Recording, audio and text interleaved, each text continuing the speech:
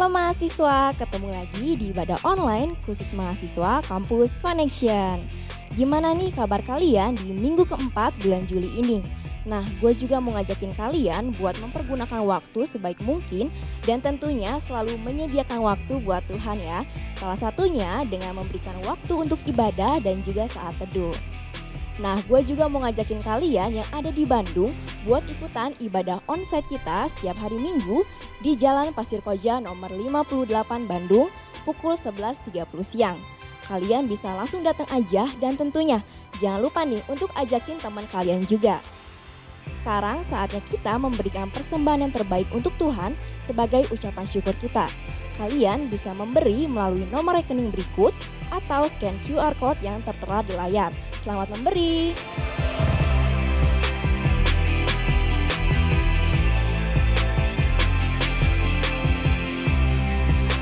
Itu aja informasi yang bisa gue sampaikan. Sekarang yuk kita siapkan hati dan pikiran kita untuk ibadah hari ini. Enjoy the service guys.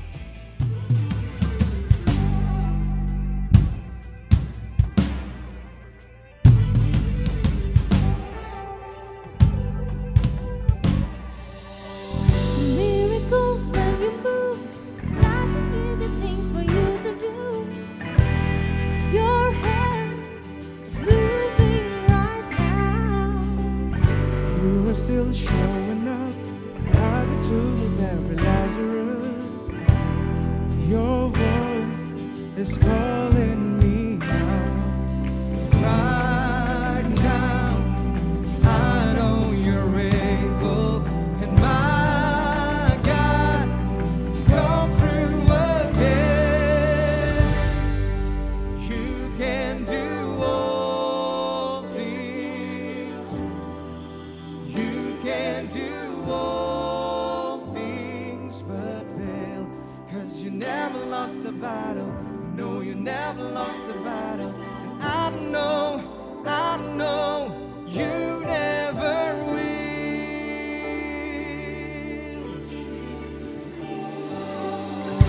Everything's possible by the power of the Holy Ghost.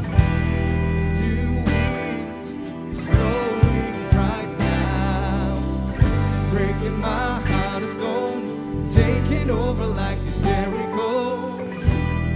My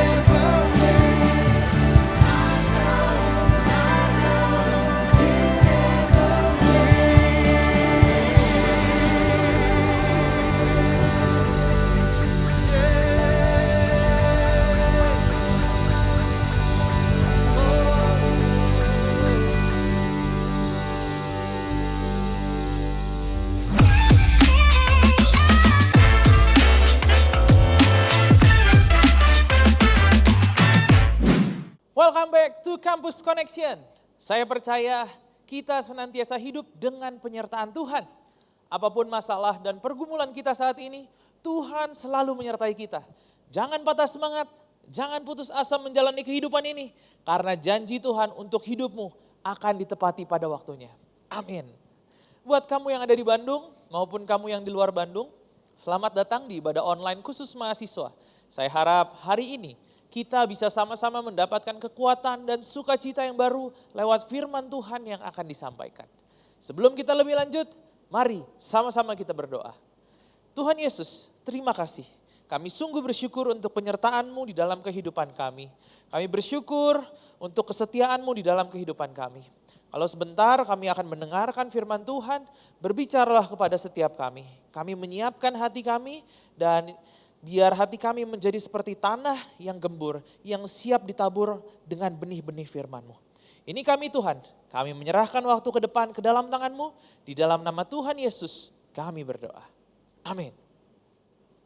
Teman-teman, coba bayangkan hal ini bersama-sama dengan saya.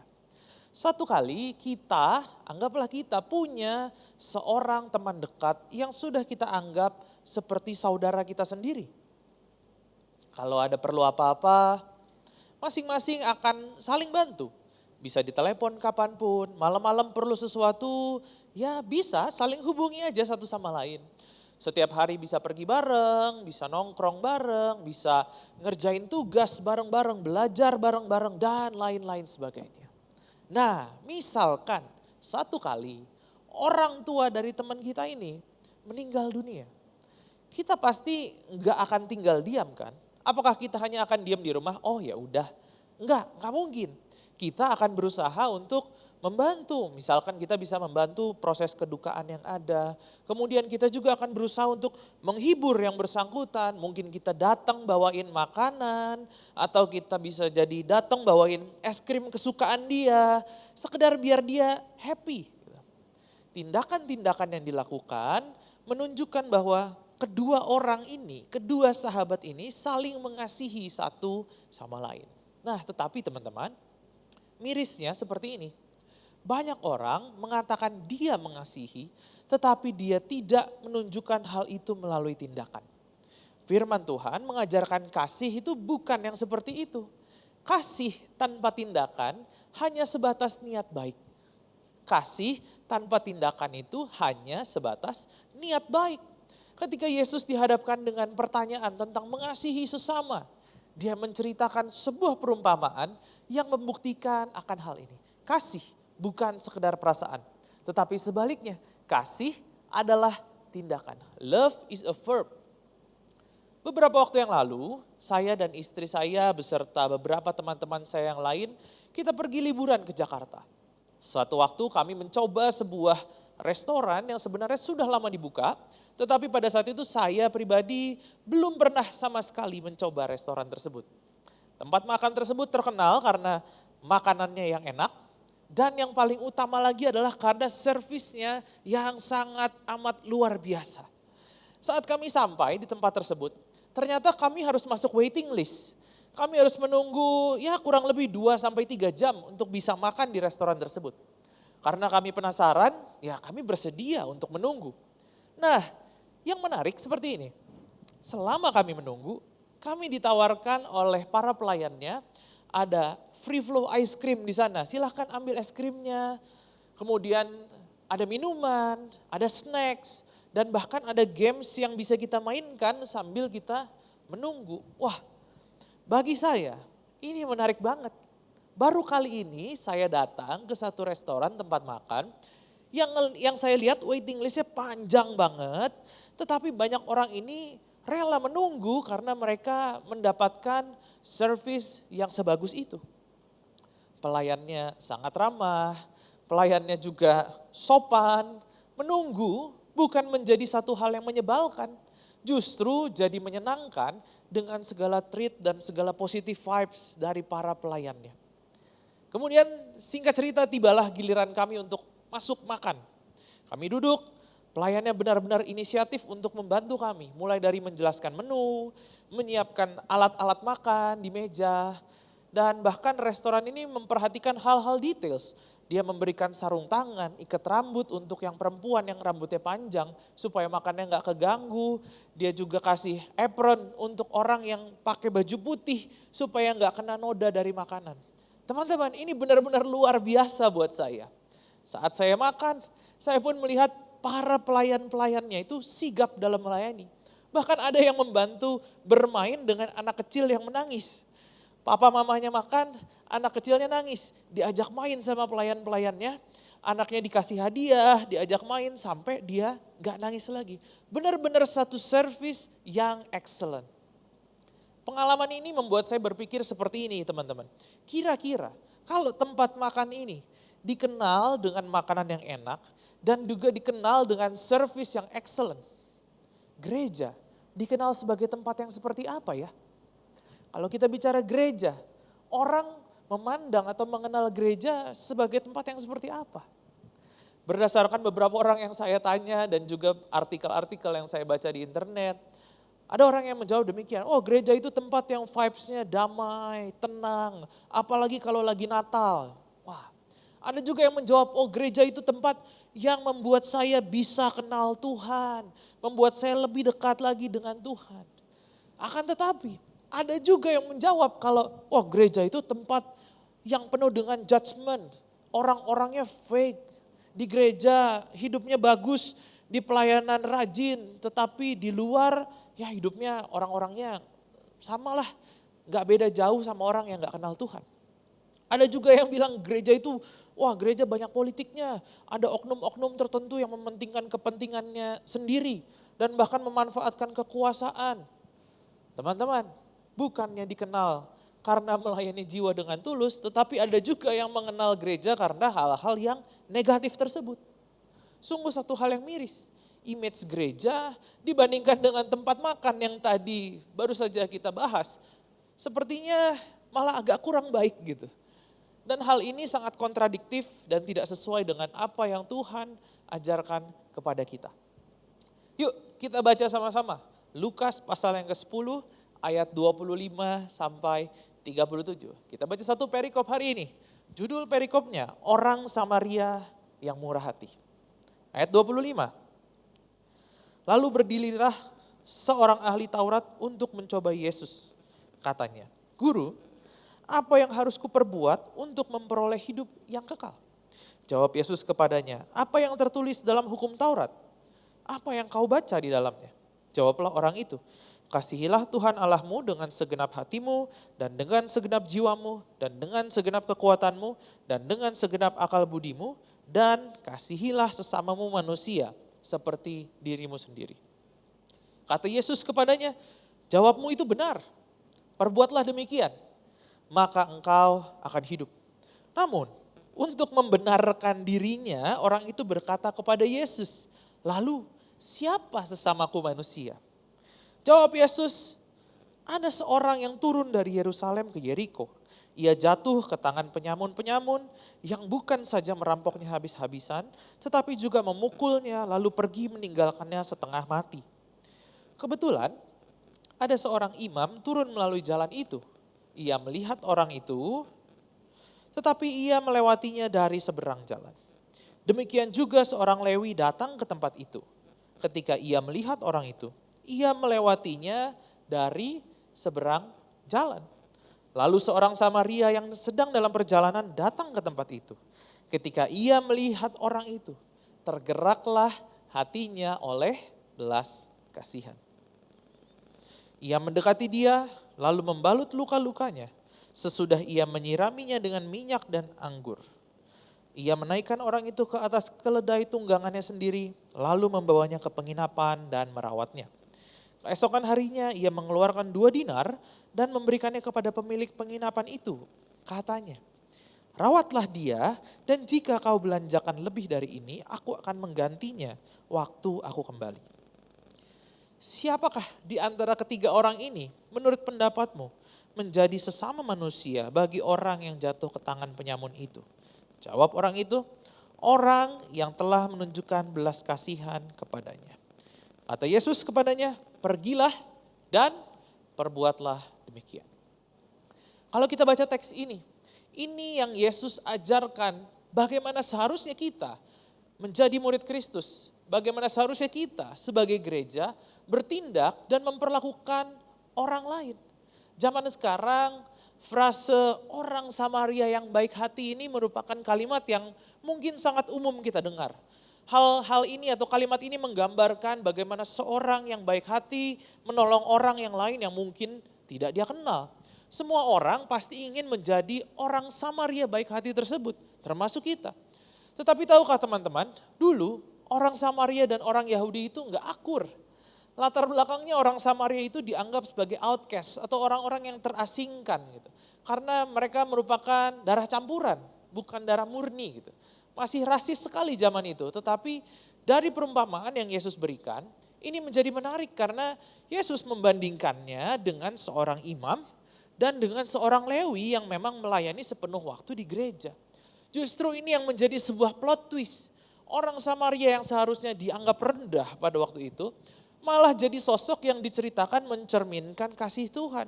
Bahkan di dalam cerita tersebut, cerita perumpamaan tersebut, dia menjadi pahlawan di situ. Perumpamaan ini teman-teman menjadi pengingat untuk kita semua. Kalau kasih Yesus itu tidak seperti kasih manusia. Manusia cenderung mengasihi orang yang mereka sukai, mengasihi orang yang mirip-mirip dengan mereka. Tetapi yang namanya kasih Tuhan itu tidak terbatas. Kasih Tuhan itu tidak pandang bulu, tidak pandang ras, nggak lihat background dan lain-lainnya. Kasih Tuhan sama untuk setiap orang di muka bumi ini. Hati Tuhan itu sama untuk setiap orang. Kalau kita bilang, kita mau hidup seperti Yesus. Kita mau menjadi semakin serupa dengan Kristus. Hal yang pertama yang bisa kita lakukan adalah love like Jesus. Mengasihi sebagaimana Yesus mengasihi kita. Kedengarannya mungkin klise gitu ya. Klasik lah bagi sebagian kita. Ya udah tahu lah disuruh mengasihi, udah paham kok. Kasih itu harus baik sama orang, iya tahu. Guys, tapi sekali lagi, love is a verb. Kasih itu kata kerja, kasih itu bicara soal action. Dan tentu saja action yang dilakukan dengan tulus bukan karena agar terlihat baik dari luar saja. Yesus sewaktu masa pelayanannya di dunia banyak mencontohkan kepada kita tentang bagaimana seharusnya kita mengasihi tetangga kita atau sesama kita. Compassion atau belas kasih seharusnya menuntun kita kepada satu tindakan nyata. Karena sekali lagi love is a verb, bukan kata benda, bukan juga kata sifat. Yesus makan di rumah pemungut cukai yang banyak dibenci orang, yang diasingkan orang. Yesus menolong dan mengampuni perempuan yang berzinah yang mau dirajam batu sama orang. Yesus menyembuhkan orang sakit, orang yang kerasukan dan sebagainya. Action, tindakan tersebut menunjukkan kalau Yesus mengasihi semua orang, semua kalangan tanpa terkecuali. Pertanyaannya hari ini, seharusnya bukan kita bertanya siapa tetangga saya, siapa orang-orang sesama saya. Tetapi tanyakan kepada diri kita sendiri, apakah saya sudah menjadi tetangga yang baik? Apakah saya sudah menjadi orang yang mengasihi sesama saya dengan baik? Hari ini kita sebagai anak muda, kita masih sekolah, kita masih kuliah. Ada teman-teman yang mungkin sudah lulus, lagi mau cari kerja atau yang sudah punya pekerjaan bahkan. Kita bingung bagaimana kita bisa mengasihi sesama kita. Prinsipnya gini teman-teman, tidak ada siapapun yang terlalu jauh dari Tuhan. Mau seburuk apapun hidupnya, Tuhan tetap dekat dan Tuhan mau memulihkan kehidupan setiap kita. Tidak ada dosa yang terlalu besar untuk Tuhan ampuni. Tidak ada kecanduan yang terlalu kuat untuk Tuhan bisa lepaskan. Tidak ada ras, tidak ada bahasa, warna kulit yang tidak Tuhan terima. Tuhan mengasihi semua orang sama rata. Jadi jangan hanya gara-gara kamu punya latar belakang keluarga yang bagus, kamu punya status ekonomi yang cukup, kaya raya, sekolah di perguruan tinggi yang terkenal, kamu bisa, dan kemudian karena hal-hal tersebut kamu bisa merendahkan orang lain atau kamu menganggap remeh orang lain.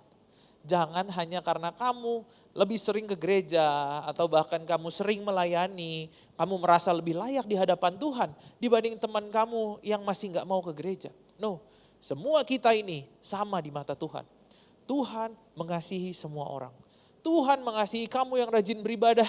Tuhan mengasihi kamu yang rajin melayani. Tuhan juga mengasihi orang-orang yang terpinggirkan dari pergaulan sosial. Tuhan mengasihi semua manusia di dunia ini. Mengasihi seperti Yesus mengasihi. Hal yang selanjutnya yang bisa kita lakukan, yang kedua, live like Jesus. Yesus memanggil kita untuk bisa menjadi garam dan terang dunia untuk memuliakan namanya. Untuk mencerminkan kasihnya di dunia ini. Memang mudah rasanya untuk mengasihi orang yang mirip dengan kita. Mudah untuk mengasihi orang yang cocok dengan kita. Tapi Tuhan panggil kita tidak hanya untuk orang-orang yang demikian, tetapi untuk mengasihi orang tanpa terkecuali. Hari ini, apa yang akan kita lakukan saat kita melihat teman di kampus kita dibully? Apakah kita akan diam aja? Gak mau ikut campur Atau justru malah kita ikutan ngebully yang bersangkutan? Atau kita mau belajar untuk mengasihi dia dengan membangun relasi yang baik dengan orang tersebut? Di sekitaran kita pasti ada orang yang kita anggap aneh atau simply orang yang mungkin kita gak suka. Apa yang harusnya kita lakukan? Apakah kita akan seperti seorang imam di perumpamaan yang Yesus sampaikan tadi, yang hanya lewat aja, atau mungkin menjadi seorang Lewi di perumpamaan tersebut, yang kita tahu betul firman Tuhan, kita melayani di gereja, kita aktif di organisasi sosial dan lain sebagainya. Tetapi saat kita melihat ada kebutuhan di depan mata kita, hanya karena orang tersebut tidak kita sukai, atau kita takut dengan kondisi keadaan yang ada, kita jadi tutup mata dan tidak mempedulikannya. Pengetahuan akan Alkitab dan firman Tuhan seharusnya menuntun kita untuk mengambil tindakan dan bukannya cuek ataupun apatis terhadap keadaan di sekitar kita. Seringkali orang Kristen dalam tanda kutip tidak mau mengotori tangannya untuk melakukan pekerjaan pelayanan yang menurutnya remeh, menurutnya nggak keren, nggak fancy, nggak oke gitu. Tetapi Kristus justru mengajarkan melalui perumpamaan ini bahwa menunjukkan kasih secara nyata adalah melalui tindakan dan ini merupakan satu hal yang utama. Teman-teman, seiring kita mengenal Tuhan, seiring iman kita bertumbuh, seharusnya kita lebih mengaplikasikan firman Tuhan ini di dalam hidup kita. Bukannya malah jadi sombong atau tinggi hati, bukan karena kita tahu banyak tentang kekristenan, hidup kita secara otomatis langsung menjadi seperti Kristus. Ada bagian di mana kita bukan hanya sekedar tahu, tapi kita harus berusaha untuk mengaplikasikannya di dalam hidup kita. Bukan hanya sekedar perkataan baik, good vibes, atau kita sekedar melayani di gereja, tetapi kasih harus ditunjukkan dengan action, dengan aksi, dan tentu saja dengan tulus hati. Kasih perlu ditunjukkan kepada sesama kita. Dan tidak berhenti sampai di situ. Ini merupakan satu warisan yang harus diturunkan dari generasi ke generasi ke generasi. Tidak cukup hanya sampai di diri kita saja, tetapi ini adalah suatu hal yang perlu kita wariskan kepada generasi-generasi penerus kita. Kalau hari ini kamu masih mahasiswa, ada adik-adik kelasmu, ada angkatan-angkatan yang lebih muda, dan bahkan hal ini akan berlanjut juga nanti ketika kamu sudah berkeluarga dan memiliki anak. Mengasihi sesama kita sama seperti Kristus telah mengasihi kita. Pertanyaannya untuk kita renungkan saat ini. Kalau saat ini kita sudah mengenal Kristus, kalau saat ini kita sudah melayani Tuhan, kita dikenal sebagai orang yang seperti apa? Sebelum kita mengakhiri pemberitaan firman Tuhan hari ini, ada dua pertanyaan yang bisa kita renungkan bersama selama beberapa waktu ke depan. Yang pertama, apakah kita sudah dikenal sebagai pribadi yang penuh kasih dan mencerminkan kasih Allah di dalam hidup ini? Dan apa tindakan nyata yang bisa kita lakukan untuk mencerminkan kasih Allah di hidup kita?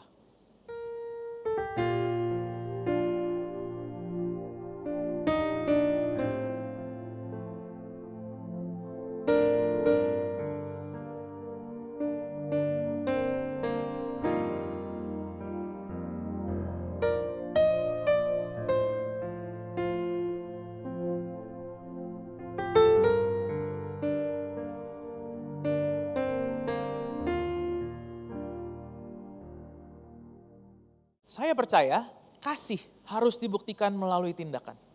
Kasih tanpa tindakan itu hanyalah sebatas niat baik. Ya, niat baik yang hanya diketahui oleh kita tanpa pernah dirasakan dampaknya oleh orang-orang lain di sekitar kita. Love is a verb. Mari kita bertindak di dalam kasih kita kepada sesama. Mari kita bertindak di dalam kasih kita kepada orang-orang di sekitar kita. kepada generasi-generasi penerus kita. Love like Jesus, live like Jesus. Mari kita bersatu di dalam doa. Kami mengucap syukur Tuhan untuk firman Tuhan yang sudah dibagikan hari ini. Kami bersyukur kalau ada kasih Allah yang mengalir di dalam kehidupan kami. Kami berdoa biar kasih Tuhan itu senantiasa memenuhi kehidupan kami. Dan biar setiap tindakan kami, semua yang kami lakukan mencerminkan kasih Allah di dalam hidup kami. Kami berdoa biar lewat apa yang kami kerjakan, kasih Tuhan itu juga dapat dirasakan oleh orang lain di sekitar kami. Ajar kami untuk tidak hanya berhenti sampai di mengetahui, tetapi kami bisa meneruskannya lewat tindakan-tindakan nyata di dalam kehidupan kami. Hari ini juga Tuhan, mau melepaskan berkat bagi teman-temanku dimanapun mereka berada. Biar ada hikmat daripada Allah yang melampaui segala akal itu yang dilimpahkan di dalam kehidupanmu. Dan memampukanmu untuk mengambil keputusan demi keputusan yang ada. Biar ada kasih Tuhan yang berlimpah-limpah di dalam kehidupanmu. Sehingga orang bisa melihat bahwa kasih Tuhan itu nyata lewat apa yang kamu lakukan. Biar ada kecukupan yang daripada Tuhan. Tuhan yang mencukupkan semua yang kau perlukan. Tuhan yang menjadikan semua usahamu berhasil. Terimalah sukacita, damai sejahtera yang daripada Allah yang menyertai engkau sampai selama-lamanya. Hanya di dalam nama Tuhan Yesus Kristus kami berdoa. Amin. Bagi teman-teman yang memerlukan dukungan doa ataupun konseling lebih lanjut, silakan scan QR code yang tertera di layar. Jangan ragu untuk menyampaikan permohonan doa. Karena ada para pendoa dan ada juga para konselor yang siap untuk membantu serta mendoakan teman-teman sekalian. See you next week. Tuhan Yesus memberkati.